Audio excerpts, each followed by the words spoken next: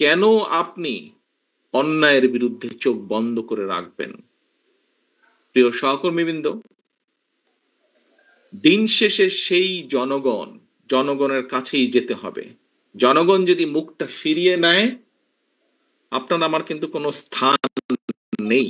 যত বড় যাই হই না কেন, আমরা নিজেরা যত বড় যাই মনে করি না কেন, জনগণ যদি মুখ ফিরিয়ে নেয় এবং নাম বলবো না, কিছু কিছু রাজনৈতিক শক্তি, যেই হোক না, যত ছোট বড়ই হোক না কেন, তারা বিভিন্নভাবে আমাদের বিপক্ষে, ওই মোটরসাইকেল আলাদের কিছু কাজ কামের কারণে তার সাথে আমাদের নেতাকর্মীদেরকে যুক্ত করে কিছু কিছু কথা বলার চেষ্টা করছে।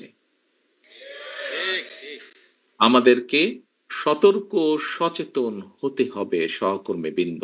বারে বারে আমি বলছি, আমি আজকে গত কয়েক মাস ধরে বলছি, সামনের নির্বাচন এত সহজ নয় আপনারা যত সহজ ভাবছেন। নিজের মনে যতই বড়াই করুন, আরে বিএনপির তো শাখা প্রশাখা একদম গ্রাম পর্যন্ত আছে, অন্যদের কি এত আছে? এত বড়াইয়ের কিছু নেই।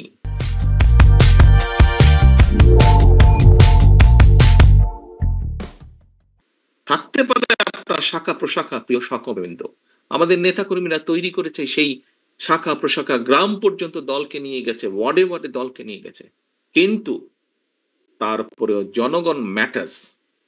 জনগণ ম্যাটার্স।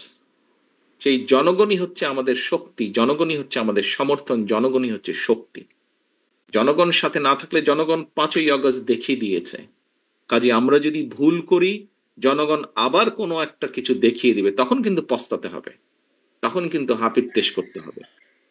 সহকর্মীবৃন্দ, এখনো সময় আছে। আসুন, আসুন, আসুন, আমরা জনগণের পাশে থাকি, জনগণের সাথে থাকি। যারা এমন কিছু করবে যা আপনাকে আমাকে ক্ষতিগ্রস্ত করবে, যা আমার দলকে ক্ষতিগ্রস্ত করবে, যা আমাদের দল ক্ষতিগ্রস্ত হবে, আমরা তার বিরুদ্ধে প্রতিবাদ গড়ে তুলব, তার বিরুদ্ধে প্রতিরোধ গড়ে তুলব। আজকে শহীদ জিয়ার 89তম জন্মবার্ষিকীতে যদি শহীদ জিয়াকে সত্যিকার ভাবে আমাদের স্মরণ করতে হয়, যদি শহীদ জিয়াকে সত্যিকার ভাবে সম্মান জানাতে হয়, আজকে দেশনেত্রী খালেদা জিয়া, ওনার জন্য আমরা দোয়া করছি সুস্থতার জন্য, কিন্তু দেশনেত্রী সবচাইতে খুশি হবেন, দোয়া তো আছেই, কিন্তু উনি যখন